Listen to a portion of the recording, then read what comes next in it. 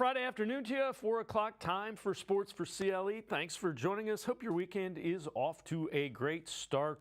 Training camp for the Browns will get underway out in West Virginia week from tomorrow. First official training camp practice, so it is literally right around the corner. Mike Florio, Pro Football Talk, talking about if Deshaun Watson can in fact win Comeback Player of the Year. I think that it's possible, but you have that human element. We talked about that recently with Hall of Fame voting. It's human beings who make these decisions. So, look, MVP is undeniable. I think he's got a better chance to win MVP than Comeback Player of the Year because his comeback year is this year, and Damar Hamlin, all he has to do is suit up for one game, and he's the Comeback Player of the Year, unanimously. Now, if Watson struggles this year and then next year has a great season, maybe. See, it's got to be Deshaun Watson coming back from something other than what he's currently coming back from. So let's say he's horrible this year, and then next year he's great. He's coming back from a horrible 2023. It's an easier sell to make.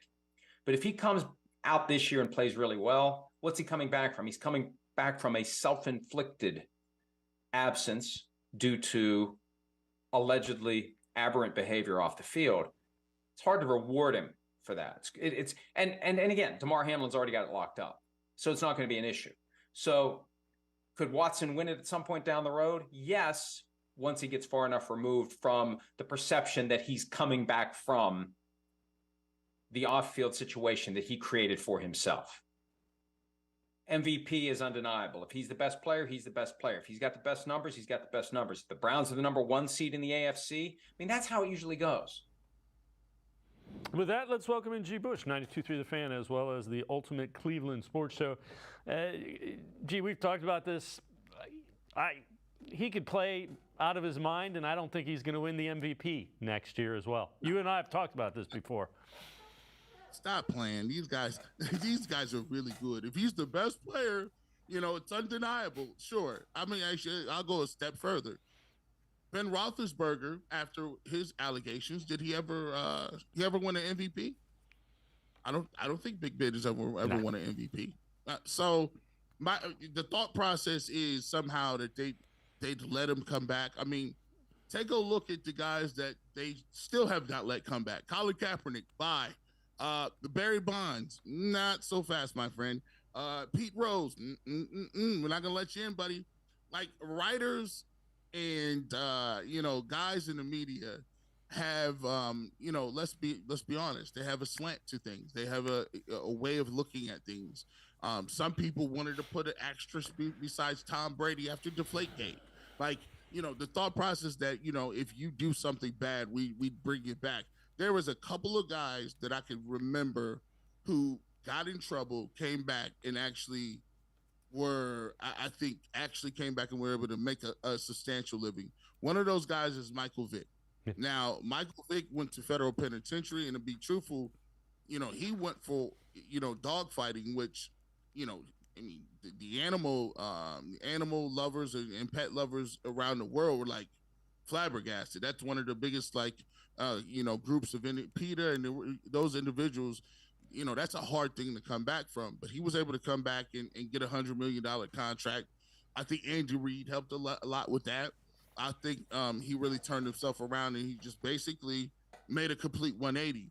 But in terms of the accolades, he didn't win an MVP or anything like that. There's very, very few people who come back from those things. You can even go to basketball. Kobe Bryant has one MVP. Was Kobe the MVP more than once? Sure, he probably was. But there's a little thing in Eagle, Colorado that happened that kind of people just say, I don't want to attach my name to that because they just don't want the hassle. Yeah, no, I'm with you. And again, at the end of the day, if he wins games and plays well, none of that stuff is going to matter to him. Especially if you win a championship in Cleveland. Yep. Like, come on. Like, you win a Super Bowl in Cleveland, who cares if they make you the MVP? We'll build you a trophy. You want one? I'll donate some of my money to get you an MVP award. We'll call it whatever you want to. that's how important it is in Cleveland to win. And if he does that, we don't care about the MVP. All right, this is ESPN's continuing series, Executives, Coaches, Scouts, ranking NFL's top 10 players at each position group. They did the running backs today. Hey, Nick Chubb is number 1.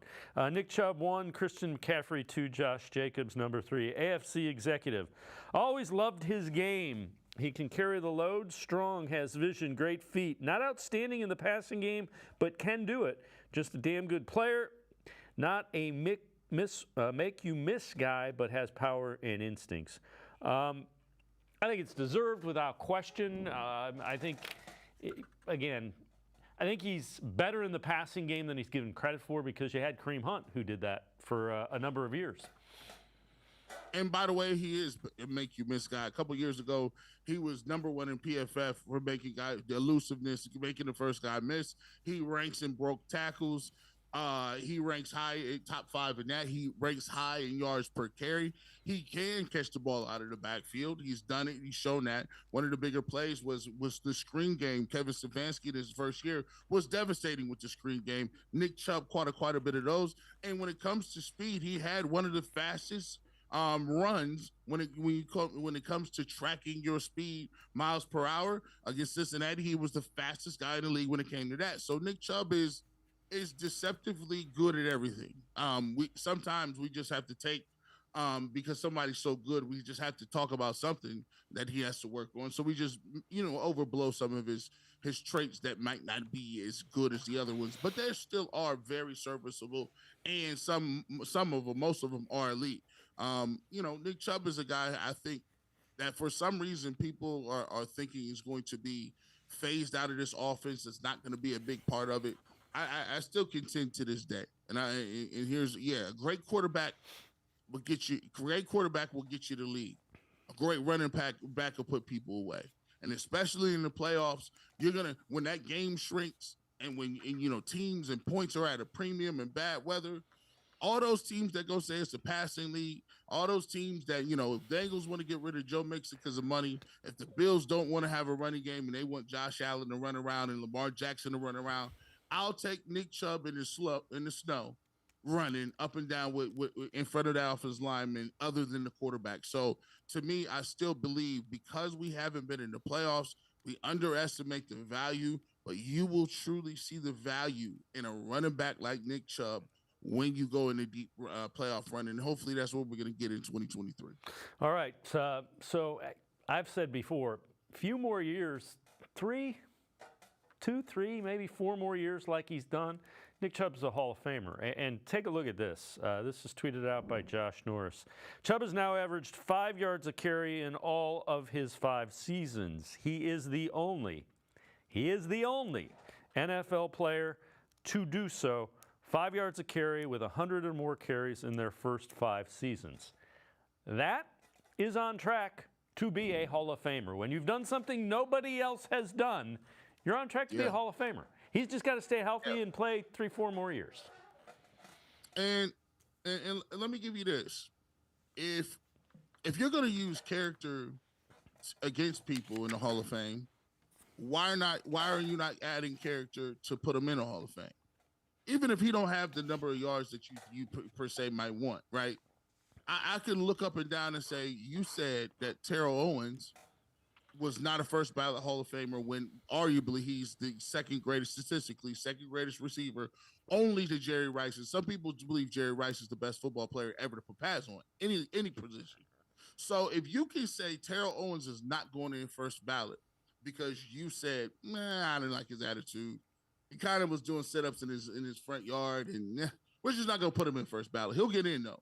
Well, if you're going to use that against Terrell Owens, if in an era where you don't run the ball as much, in an era where everybody is must-see TV and everybody's making headlines, and all Nick Chubb does is come to the office with his lunch pail after tearing 2 ACLs in college and not even looking like his career was going to get there, I think that needs to be taken into consideration as well. All right, and again, this guy is just continues to work at it and keep himself in top physical shape. So Chubb Instagram post, As usual, lifting in the offseason. They don't see all the work being put in. They don't see all the sacrifices being made. All they see is the results, and they call it luck. Well, I would, yes, I can't argue with that. Browns fans, they're pretty in tune with how much this guy works. Yeah, there's, and I think one thing I think he's a little tired of is, I think Nick Chubb is a little bit upset with the coverage and way he's perceived in the media. It's almost he doesn't say anything. He goes out and does his job, but there's always this chatter, this noise in the background where people are talking about, well, how long can they, commit those many dollars to Nick Chubb? Or we shouldn't sign a running back long term, or maybe Nick Chubb is not going to be here in the next couple of years. And for me, I've always taken a little bit of offense to that because, and I just don't, sometimes I don't see the loyalty factor a little bit. Sometimes, I know this is all a business, but why is it we can never see our players retire in one uniform? Like Troy Polamalu hung it up here, right? He hung it up with the Steelers. Ed Reed. You take a look at Jonathan Ogden, Ray Lewis. Those are the old Browns, but it was never a question whether or not those guys were going into the Hall of Fame as what they were, and they was only going to play for one team. At some point in time, we got that from Joe Thomas. And Joe Thomas did us a square. He did us a job just by saying, I'm going to come back when he could have went to Denver. But for me, I look at Nick Chubb as a guy who we should be pushing to be like, what you mean we getting rid of Nick Chubb? He's showing he ain't hurt. He's not going nowhere. And when he gets to the end of his contract, I don't care if we got to offer him a Big Mac and $200,000, bro. We not letting him go. He about to be on the team till he decide to retire. That is what it is. All right, before we go to break, this is from the Bleacher Report. And the question is, are we sleeping on the Browns? Why AFC North will be the NFL's toughest division in 2023. And this is interesting. They point out 2 years ago when Baker Mayfield was still their quarterback, Browns were ranked 8th in the preseason Super Bowl odds. Now that they have Deshaun Watson, third highest passer rating in NFL history for his first full season. Beyond that, Nick Chubb, one of the league's top 3 running backs, offensive line, continues to be upper echelon.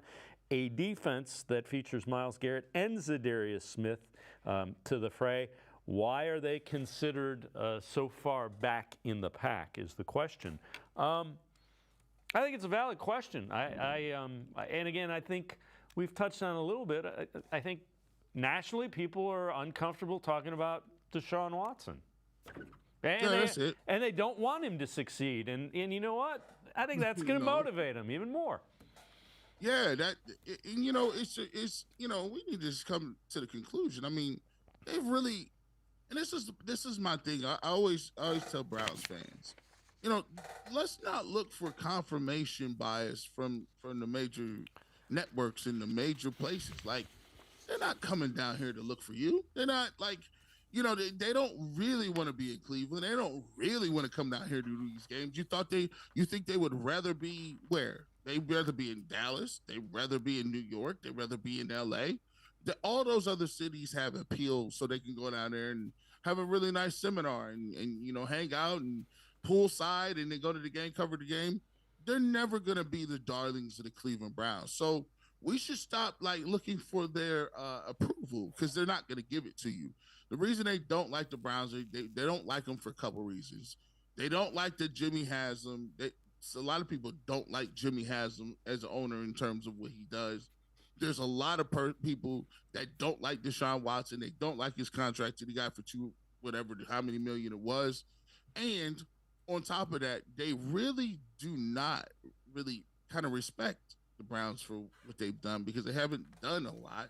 And even when they were expected to do a lot, they kind of, fumbled the ball on that because, they did not do what they were supposed to do. They didn't live up to expectations. So around the league, the Browns aren't getting crazy respect, which is okay because that means that Deshaun Watson, Nick Chubb, and Myles Garrett, all of those guys can be logged in, dialed in, and ready to go because that's what matters. And no matter what we say, you can never judge how another man's going to work how another man's going to perform. They got that opportunity to come out every day and do it, and it really don't matter what they say. And I'm glad there's a chip on their shoulder a little bit.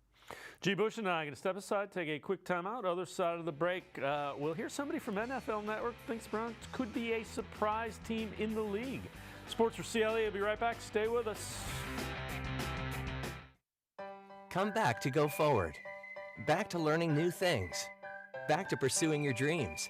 Tri-C has flexible learning options to fit your life. And every year, more than 1,000 local companies provide Tri-C students with real-world learning. The right education can boost your lifetime earning power by hundreds of thousands of dollars. Start now with a college education you can afford. Tri-C, where futures begin.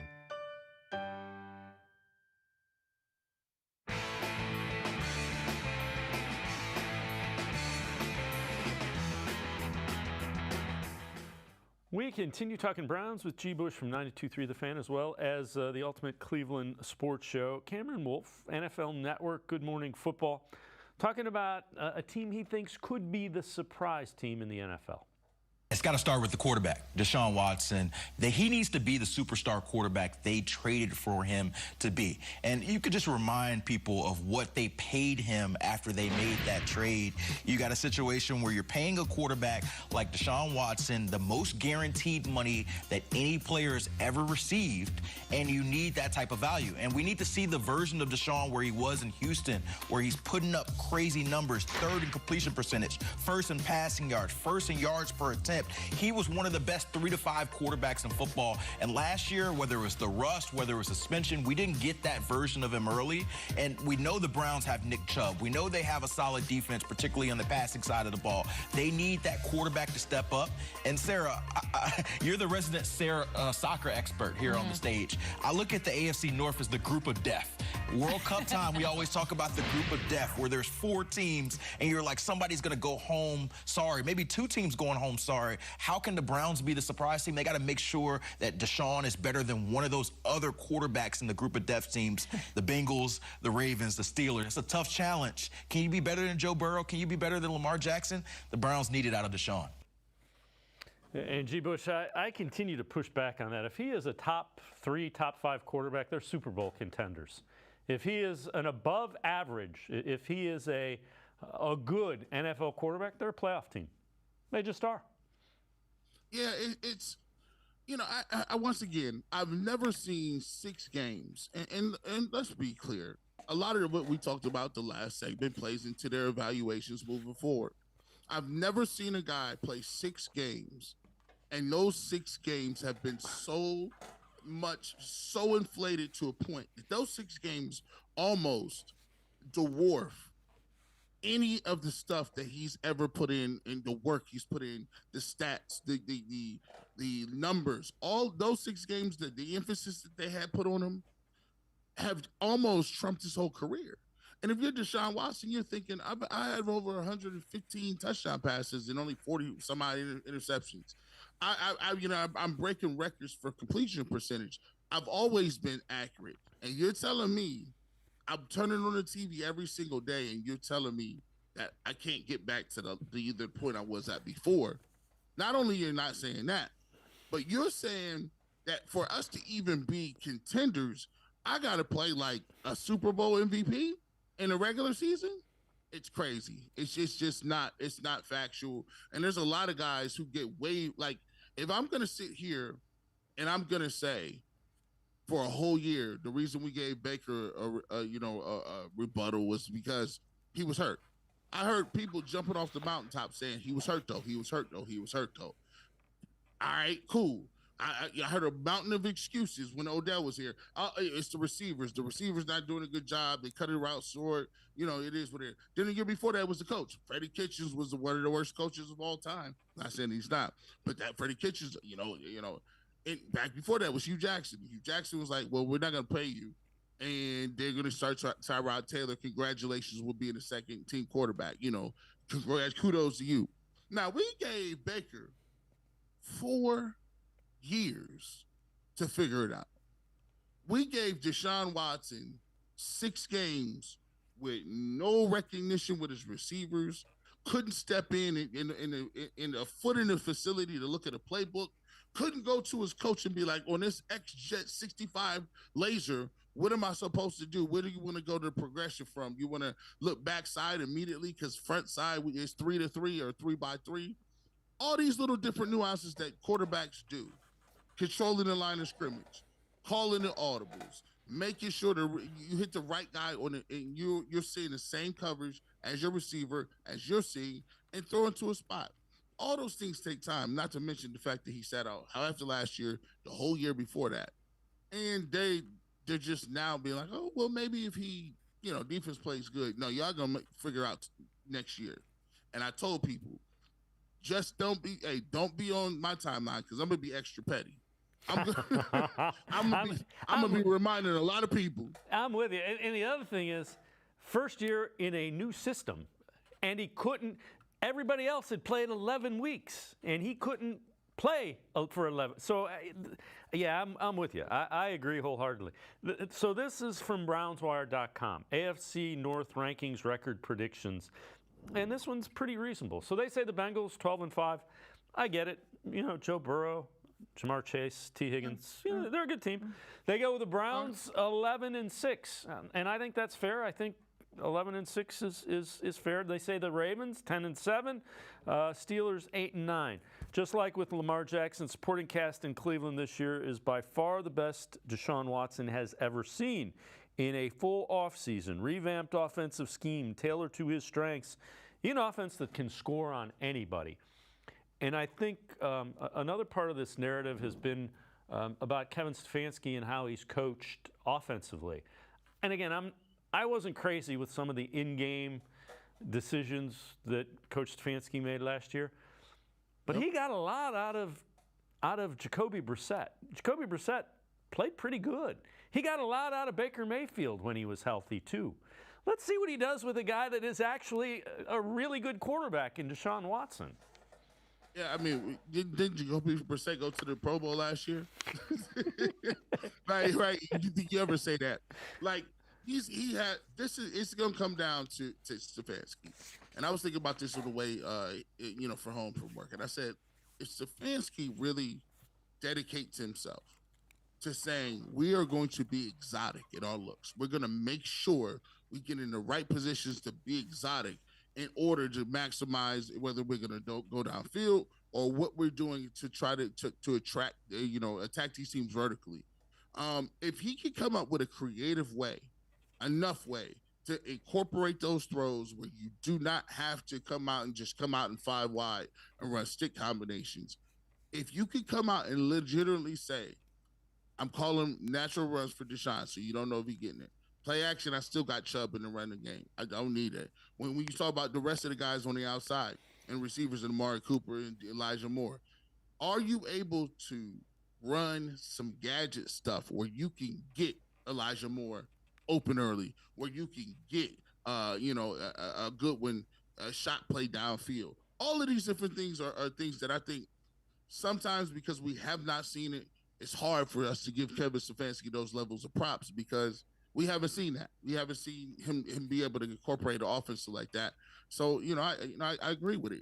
I'm looking for a situation where if Stefanski could come out, really establish himself, use some creativity, I think the Browns have a good chance of going to the Super Bowl.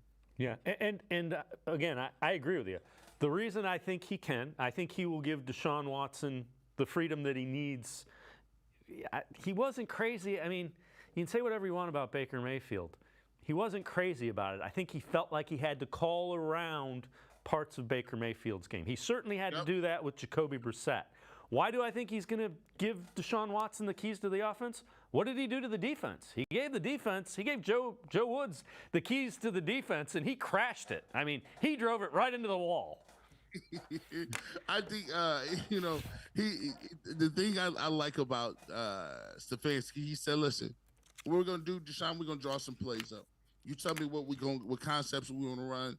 What are you comfortable in, and what are you seeing right here in this formation? What do you think you're most comfortable going with this football during this play for the primary target?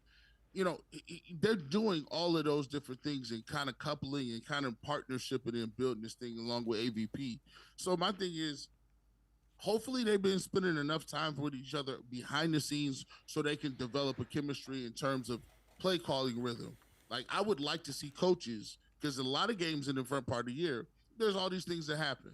False starts happen.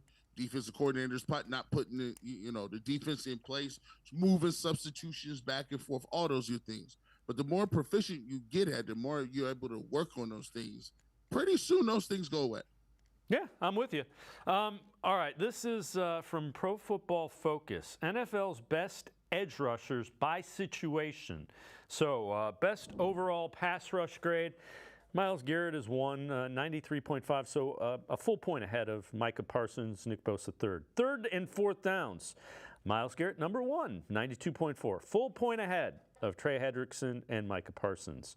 No blitz. Myles Garrett, number 1, ahead of Micah Parsons and Nick Bosa by a full point. On stunts, Myles Garrett, number 1, 0.1 ahead of Micah Parsons. You see Brandon Graham in there as well. Lined up inside. Hey, no Myles Garrett. But Zadarius Smith, who the Browns signed, is ranked number 2. So however you want to judge it, any pass rush situations, the Browns have Myles Garrett, who's the best, and Zadarius Smith, who is among the best, and Okoronkwo is a young guy who's up and coming, who's going to thrive with what Jim Schwartz asks him to do. Be fast, get around the edge, create some havoc. He can do that. Yeah, he can do that. Like him and McGuire, he's another guy. Isaiah Thomas is another guy. I think this year, this is why I think Myles Garrett might break the record. He may break the sack record this year because he's going to have competition on the other side of the football. He has a guy on the other side of the football, Darius Smith, that believes he can play with anybody. He's taking no backseat to anybody. And so when you play on a different, you play on these different defenses and different things like that. I just look at it like from a standpoint of saying he's never played with a guy like that. He's going to have Jim Schwartz and all those stunts and all those things like that. Jim Schwartz is not going, I'm in the middle of doing a video about it, but he's not going to really, run a bunch of blitzes. So you need your defensive lineman to get a home and his 92.8 grade of doing it off, or 92, 93 off stunts, or, just different high grades off of, all of those things that you could do defensively. So I just think it's going to be a great situation for him. And I think he could really break some records this year, especially for tackles. I would say sacks. But I would like to see the TFLs be raised a little bit in terms of the running game and stopping the run. Yeah, before I let you go, we talked about it. We talked about Nick Chubb with those first 5 years, and if he's not, Myles Garrett's the same way. Myles Garrett just has to keep doing what he does, and he's on track to go join Joe Thomas with one of those gold jackets. Yes, he is. Just keep on the same track, keep riding, and it always helps if the Cleveland Browns are in contention. I'm with you. G. Bush, as always, great stuff. Appreciate the time and the insight. Thanks very much. All right. G. Bush, make sure you check him out. Always really good stuff. 92.3 The Fan, 8 until noon. Saturdays, The Barbershop. And Monday through Friday, 11 to 1, Ultimate Cleveland Sports Show. We're going to step aside, take a quick timeout. Lance Reisland joins us on the other side of the break. We take a look at how Jim Schwartz' defense matches up with the Cincinnati Bengals. Sports4CLE, I'll be right back. Stay with us. The Ohio Lottery Partners in Education program recognizes role model students and teachers from across Ohio. Nominations can now be done completely online. To nominate a deserving teacher or student, go to ohiolottery.com. In the About section, find Partners in Education. There you will find links to the nomination forms. Students kindergarten through 12th grade can be academic all-stars. Teachers can be honored as a Teacher of the Month. The Ohio Lottery Partners in Education, where stars shine.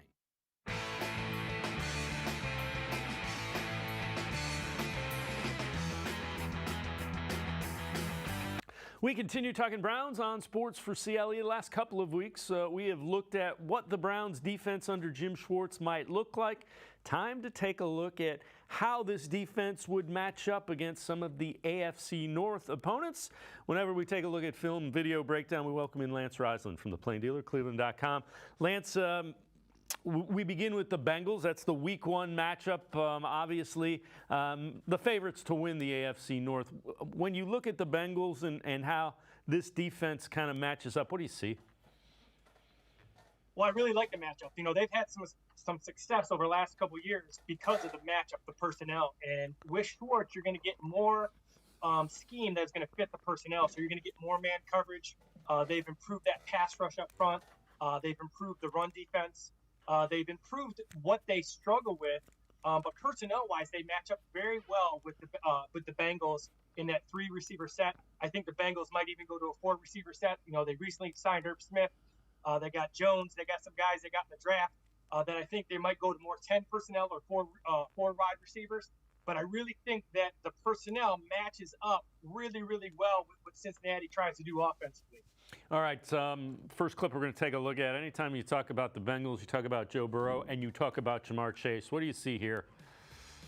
Well, so the clips all tie together. So this first clip is kind of what the Browns did last year. So even though they're in a too high hat here, the Bengals are going to motion that back out. And what the Bengals are doing here is what Schwartz won't let happen. So with that motion out, you're going to see the safety, JJ3, he's going to widen with that motion. As he widens with the motion, Newsom's going to bail to a cover 3. So it's a soft zone look. You're not going to get a lot of soft zone look. Even if you get the zone look, they're going to be in tight man coverage, tight press coverage. So what happens is as he bails and as that motion goes on, it's a very easy rhythmic throw for Joe Burrow in that window because he sees the guy run with motion. And when you see a guy run with motion, that means Joe Burrow is dictating what is happening. With Schwartz, that's not going to happen. There's going to be a lot of hand fighting at the line of scrimmage. There's going to be more pressure inside. The more pressure you get inside with that hand fighting, Joe Burrow is going to have to hold it longer. So this is an example of the offense dictating. And when you get with Schwartz, that's not going to happen. The Browns will dictate what's going to happen. Doesn't mean they're not going to complete the pass. It just means it's not going to be this easy. Well, yeah, in NFL terms, that's not a window. That's a sliding door that's opening up as they widen out and move in. And again, I think you explained it perfectly. The motion caused the adjustment, and the adjustment was a huge window for Joe Burrow and Ja'Marr Chase. One of the things that I've said repeatedly is I thought they asked Denzel Ward to do some things that he was not strong at. I think he's pretty good at man coverage. This next clip, take us through what you see here. Well, you're going to get press man coverage. So the reason I like this clip is down in the red zone. So down in the red zone, you're going to see more of what you see in the middle of the field with Schwartz. They're in press man coverage. With press man coverage, Denzel Ward is fantastic. He's got great area. This is kind of a bench route by Ja'Marr Chase. Usually he's wide open on this route, so he's going to drive to the slant and then work his way out. Some people call it a whip or high route. I used to call it a bench route. But basically it's driving in, driving out. And with Ja'Marr Chase, it's usually wide open. However, when you're in press man coverage and you have the talent of Denzel Ward in man coverage, this is one-on-one. This is playing basketball. This is me versus you. And this is what Denzel Ward is very good at. So what you see in the red zone from the Browns last year is more what you're going to see in the middle of the field, that tight man pressure where they're dictating what's happening. So this is the idea of press coverage. I'm going to dictate what you do. He has a big play here, big return for a touchdown. This is why they've had success, because Ward and Newsome and Emerson, these guys match up well with the Bengals. Yeah, I agree with you. And I didn't realize this was the pick six that went 90 some yards. But again, Denzel Ward is not a guy that you want to ask to play a whole lot of zone just because he's so good in man coverage. You mentioned it. Emerson is a guy that you're going to need if you're going to defend the Bengals, just because T. Higgins is a problem. And take us through this next clip. First thing you're gonna get man coverage with here with Emerson. He's on Mike Evans, another big receiver. So you get the idea of playing the slot. But I think what the Browns get is that I think you'd be shocked if Ward doesn't follow Chase all over the field. And then with this scheme, you can see Emerson matching up most of the time with T. Higgins, and then you can see Newsome. He's going to match up with Boyd or Jones, and then Delpit will be on Irv Smith. So once again, that's that matchup, that ability to match up size and length. So what Emerson gives you is he gives you great length. He's a battler. He's competitive.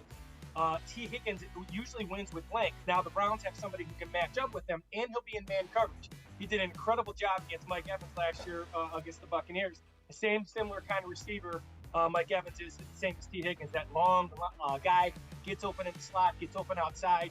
Again, the Browns can now match up with all these weapons of the Bengals.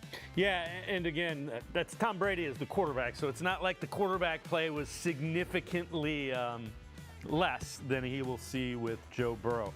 All right, for the next clip that we're going to take, we need to kind of take a look at what Jim Schwartz's lines have done. So take us through this next clip and what we're looking at here.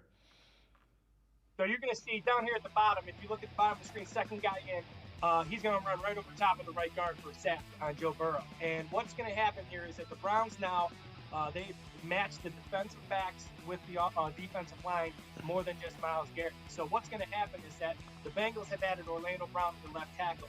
I think the Browns will put Ovo up there because if Orlando Brown struggles with anything, it's straight speed. And that's what Ovo is going to give him. Down here at the bottom, you're going to get Alex Kappa and you're going to get Jonah Williams, who are going to be the right guard, right tackle. Both have struggled with pass protection in the past. Both have had issues with guys who are big and strong and fast and kind of that speed to power or power to speed. So I can see the Browns lining up Myles Garrett and Zadarius Smith down here at the bottom of the screen. Myles Garrett versus Jonah Williams and Zadarius Smith versus Kappa. That's a win for the Browns. So now they can cover in the backfield. Now Joe Burrow has to hold the ball a little bit longer, so he doesn't have those rhythm throws with the zone. Now he's got to let those guys get open a little bit. And I think the Browns, especially on the right side, the Browns are much better than the Bengals in terms of matchups. So again, they match up well in the back, and then they have an advantage here because of upgrades they've made to the defensive line.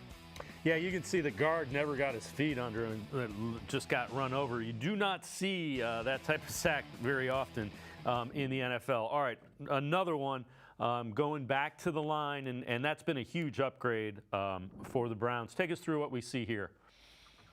So here's the clip that I've used before, and it's basically you get Brandon Graham and Cox here on the same side. So when you get these guys on the same side when they were with the Eagles in 17, you're getting two elite defenders, okay? And what this does is it gives the Browns have the same type of elite defenders. So the Eagles had Cox and Graham. The Browns now have Smith and Myles Garrett. And with Ovo on the other side, they'll be able to create these matchups. Now, the good thing about the Browns here is that the Eagles had Timmy Jernigan, which he was the guy who did all the dirty work. The Browns now have Tomlinson, who's going to do that inside. So by Tomlinson lining up on the center here or shading the center, it puts that right side, which would be Kappa and Jonah Williams, it puts those guys in one-on-ones against Zadarius Smith and Myles Garrett. And I think I think the Browns will win that matchup more than they will lose it. So the Browns' defensive line, they with the improvements they've made, they're going to create such matchup problems for not only the Bengals but everybody else. But for the Bengals, because the way that Browns can cover, it's a really tough matchup. It has been in the past, and I think the scheme even matches more with the personnel now with Schwartz. The other thing is, think about how much trouble they had blocking Myles Garrett before you added Okunrankwo, before you added Tomlinson, before you added Smith, before you added Ika, before you add, I mean, I can keep going on and on.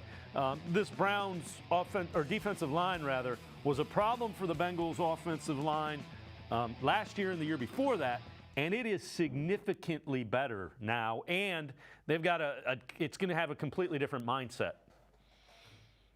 Well, yeah, so two things are going to happen. One is, I think, obviously, like you said, they've improved their personnel. But the thing I really like, too, is now they're going to be able to get those second and third long situations, which they didn't get to a lot last year in NFL standards. So they're going to get to 2nd and 8, 2nd and 10, and 3rd and 8, 3rd and 10. Now you can get to that wide 9 or that wide 5 that you and I have talked about.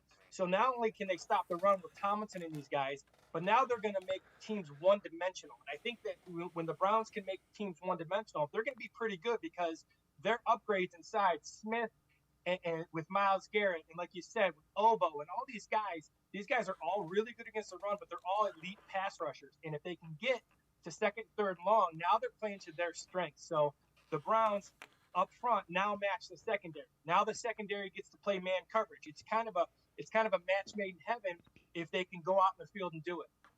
Lance Reisland, as always, great stuff. Appreciate the time and the insight. Thanks very much, Lance.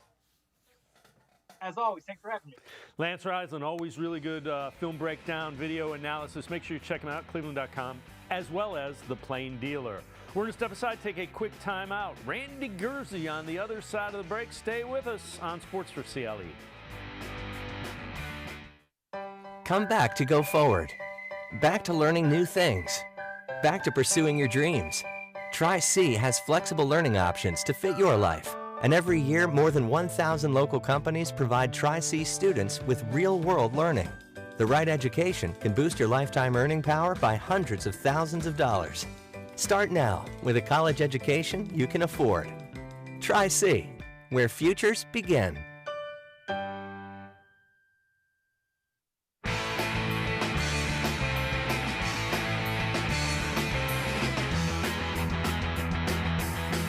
We continue talking Browns here on Sports4CLE. This is an article by Randy Gurzi from Dog Pound Daily. 3 overhyped players Browns fans need to pump the brakes on. Number 3, Ogo Okunrankwo, a defensive end. You remember sent him to a deal early, a young guy who is ascending. Number 2, safety Juan Thornhill has played in a couple Super Bowls for the Kansas City Chiefs as a safety. And number 1, Zadarius Smith. Most surprising move of the offseason. Browns able to trade for Zadarius Smith, basically for a couple of 5th-round picks. Not much in the way of what they had to give up. Again, that by Randy Gurzi. Let's welcome in Randy Gurzi from Dog Pound Daily. So, Randy, you wrote the article, and those are guys that are upgrades over what the Browns had. Just take us through kind of the thought process with why you think fans might be getting a little carried away. Yeah, and I put a couple caveats in there that, I'm one of those that's getting carried away. So it's just as much a warning to myself, and I kind of compared it to things that have happened recently. Ogbo, I'm thrilled about him. I think he wrote in there that he's an ascending pass rushing talent. I think he's going to be fantastic. But then I compared it to, we kind of had these same feelings about Chase Winovich last year, that he was going to be an excellent third pass rusher. And then, once the year started, he was just completely absent. Juan Thornhill is probably my favorite free agent signing of the offseason. I feel like so much of the defense struggled last year because we didn't have that deep cover safety guy. But we also thought that the safety group was fixed with John Johnson. It looked good for a little while. Then before long, he's kind of the villain of the defense, and people couldn't wait for him to get cut. And then Zadarius Smith, I kind of talked about, we thought Myles Garrett and Jadeveon Clowney were going to be the the greatest 1-2 punch in the NFL. And that kind of fell apart quickly. But I did kind of finish it saying, the Browns did have some success last year in kind of taking a guy that another team didn't want, Amari Cooper. So I'm hopeful that this one works out more like the Amari Cooper thing, where they get a guy who's motivated to prove he's, still as good as advertised. And like I said, I think all 3 are going to be good. I think all 3 are going to be excellent additions. I've been hurt in the past. And so, like I said, it's more of probably a warning letter to myself more than anything. So, when I look at, and when I looked at that, I understand completely what you're saying. The thing that gives me more confidence in those 3 is Jim Schwartz. I guess I try not to I continually try not to say bad things about Joe Woods, but the more I look at that defense, it had no identity, and the breakdowns, they clearly were trying to do things that were just too complicated to do on the fly in an NFL situation, because they had talent on the defense a season ago, and it's not as much as they have this year. But that weakness, defensive tackles, was exposed pretty significantly. Yeah, I agree with you 100%. I think I wrote it earlier in the offseason that Jim Schwartz was their greatest move of the offseason. It was their smartest move. I do think that he is going to kind of be the difference maker. Yeah, I thought John Johnson was going to be excellent. I thought Chase Winovich was going to be excellent. In the end, they really weren't. Even Jadeveon Clowney was really good in that first year, not so much in the second year, but he had issues with the coaching staff. It seemed like, several people had issues with the coaching staff. So I've tried not to bash on Joe Woods either. I know he had issues with, players getting injured and things like that were out of his control. But I think you're right that there was no real identity. But if you look at this team now, there's an absolute identity. Lance Reisland was just on with you and was talking about the makeup of that defensive line and the ways that Jim Schwartz can use those players. So you can already see that he knows what he wants. He's communicated that to Andrew Berry, and he's getting that. And I think we will see the results on the field. The biggest key that I was writing is, hey, let's see it on the field before we go and start proclaiming ourselves champions of the AFC North. I agree with you. We've had pretty good rosters the last 2 years and have not lived up to expectations, being the Browns. All right. Another article you wrote, 2 contract extensions the Browns need to make, and one they should probably avoid. So we're going to start with Grant Delpit. You think they should extend Grant Delpit, safety? I'm anxious to see how Jim Schwartz unlocks him. Number 2, Browns should extend Donovan Peoples-Jones. And number 1, Browns should avoid a Zadarius Smith extension. It's kind of interesting because we had talked earlier in the week on the show.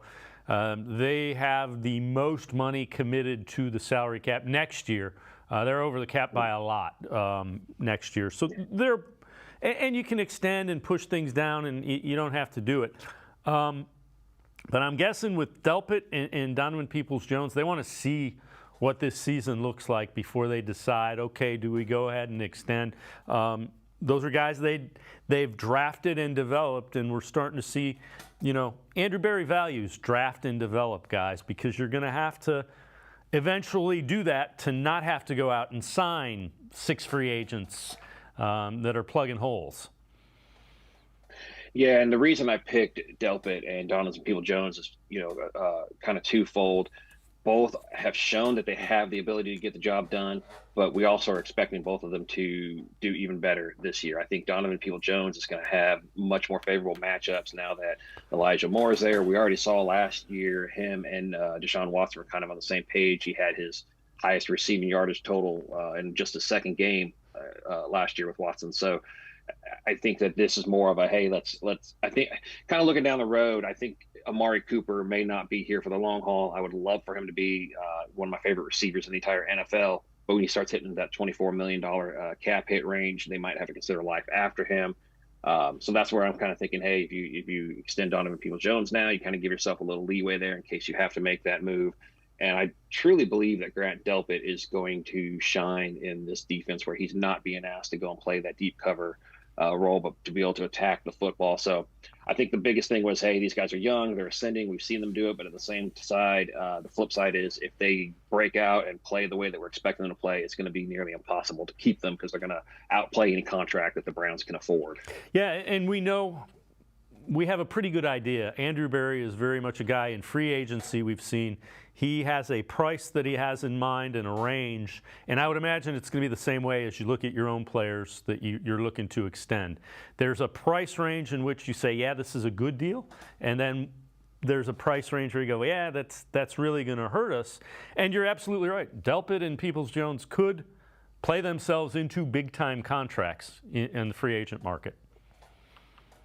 They could, and then that kind of the same line of thinking with Zadarius Smith is, one of two things is going to happen. He's either going to come in and he's not going to play well enough to earn a huge contract, or he's going to play well enough that he earns a huge contract and the Browns won't be able to afford him. So that's why I was thinking he's kind of the player to avoid, because he's either going to price himself out or he's going to be the player that some people in Minnesota were saying he is. I believe that he, being at 31 years old, and then he hits free agency next year, I think he's going to try to get one more big contract. And so I kind of think that he's going to go out, he's going to play well, and I think he might price himself out of there. And Andrew Berry's done a good job of, he's got some younger guys there ready to take over.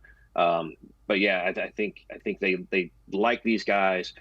But you're right, he's going to have a bar. He's going to say, this is what we're going to pay. And you never know. Maybe those players would take that now, or maybe they're going to go bet on themselves because they know that they could end up getting more. And it could very well, you've seen how that works. If you make a deep playoff run, say everything goes well, Browns make it to the AFC Championship game, they may want to come back at a favorable, and I'm not saying a ridiculously discounted contract, but a favorable contract to try to get it done. This also from Dog Pound Daily, defensive line projections. So locks, they say Myles Garrett, Dalvin Tomlinson, Zadarius Smith, Alex Wright, Siaka Ika, Isaiah McGuire, Ogbo Okunrankwo. Fringe, Jordan Elliott, Maurice Hurst, Perrion Winfrey fighting for a spot. Hill, Thomas, Martin, Kamara, Togiai. It's going to be interesting to see how that unfolds. I'm guessing, just in hearing the way Jim Schwartz has talked about Jordan Elliott, I think he might be the guy that initially lines up next to Dalvin Tomlinson as a starter. We'll see. Yeah, I agree with you. If I had written that article, I probably would have put Elliott closer towards the lock. I think that he hasn't done enough to prove that he should be a starter and be an unquestioned starter. But the Browns clearly believe in him because they reworked his contract and put some guaranteed money on there. I know they lowered the hit for the year, but with that guaranteed money, he kind of feels to me like he's a lock to be on the team. I do think some of these other guys that are kind of on the fringe, Maurice Hurst and Perrion Winfrey, I think they're definitely there. They're on the fringe. I think Hurst has the talent. You just want to know if he can stay healthy. And Winfrey of course, also has the talent, but you just want to know, can he keep his head on straight? But I think they do kind of know who their starters are going to be. And I agree with you. I think Jordan Elliott's in the mix for that and probably will be the starter week 1. Yeah, I'm with you with Hurst. If Hurst can stay healthy, you might have somebody that Jim Schwartz can free up and do some really good things with. You also wrote an article, High Expectations for Deshaun Watson 2023. Take us through that and some of the things that you think will help him out. Well, we knew when they made the move for Deshaun Watson that this was the year they were looking at. With the suspension and everything hanging over his head, last year was always going to be just about, hey, let's get the off-field stuff figured out, get the suspension behind us, and then start looking at towards the future. But now you're basically a fully guaranteed $230 million quarterback. So now the expectations are, hey, you need to go out there, you need to prove that you're worth it. I do think that they've done an excellent job of building around him. I think they've given him, the wide receiver depth, we were talking about how good the defensive line depth is, but they've done just as good of a job on the other side, filling out the depth at wide receiver. In recent years, we've kind of had not a whole lot of depth there. One guy gets injured and misses a game, and all of a sudden there's nobody that can get any separation, nobody that can catch the ball. Well, now you look at it and you kind of feel like, they're 6 deep. I saw Jake Trotter not too long ago talking about how talented it is, that there may be 7 wide receivers kept for the 53-man roster, and that's not even going into the David Njoku, Jordan Akins, and Harrison Bryant, which might be the best tight end group when you're looking at 1 through 3. So I think they've surrounded Deshaun Watson with more than enough talent. There can't be any excuses. And then on top of that, he doesn't even have to do it all on his own like he did in Houston. Here he'd be able to lean on Nick Chubb, who can still put up 12 to 1,500 yards per year. Yeah, I'm with you. The defense should help him out as well. The defense has been upgraded, so that should indeed help him. Randy Gurzi and I are going to step aside, take a quick time out on the side of the break.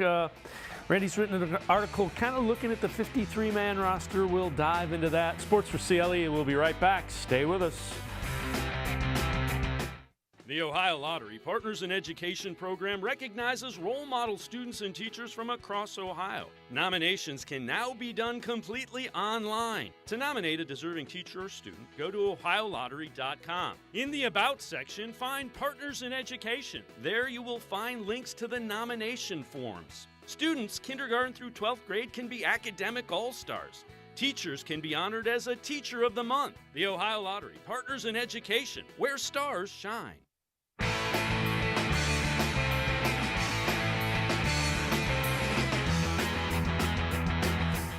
We continue talking Browns with Randy Gurzi from Dog Pound Daily. So, Randy, I know you've written an article, pre-training camp 53-man roster prediction.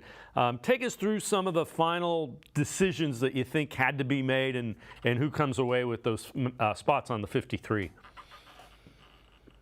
Yeah, it's always hard to do these. They're fun. I enjoy doing it. It's hard because you never know what's going to happen in camp.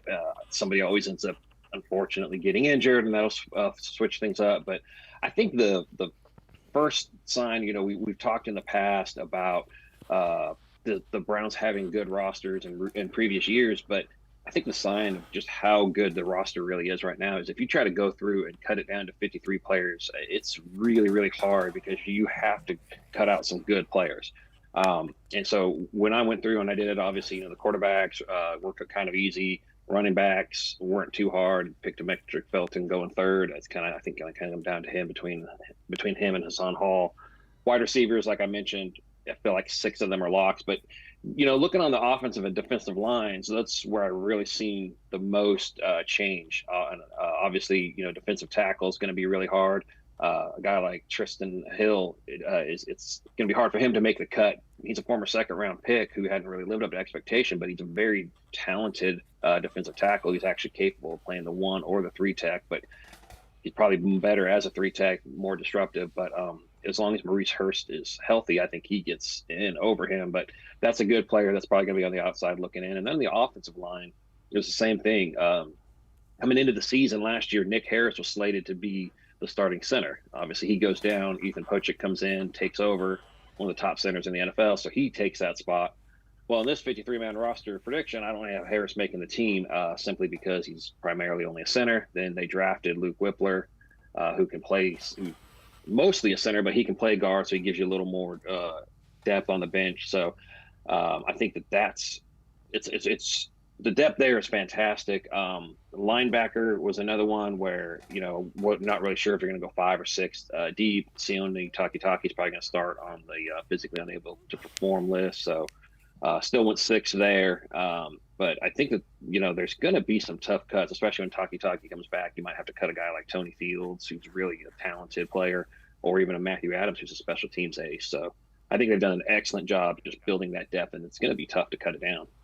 So when you look at this defense, with Jim Schwartz taking over, obviously it'll be a little bit different. Who do you think that style of defense and Schwartz being the coordinator, who does that help most on the defensive side of the ball? Take a step forward, if you will. Well, we keep talking about the defensive line, and I think the defensive line will be better, but I don't think it's anyone on the defensive line that's going to be the most aided by Jim Schwartz. I think it's going to be those linebackers. That's kind of the one position where we didn't see any change, really. We're going to have the same guys. Again, Taki possibly starting on the PUP will be the one guy that's not there week 1. Eventually he'll come back, but there are a lot of athletic and talented linebackers, but the problem is they can't do a whole lot when they're being eaten up by offensive linemen.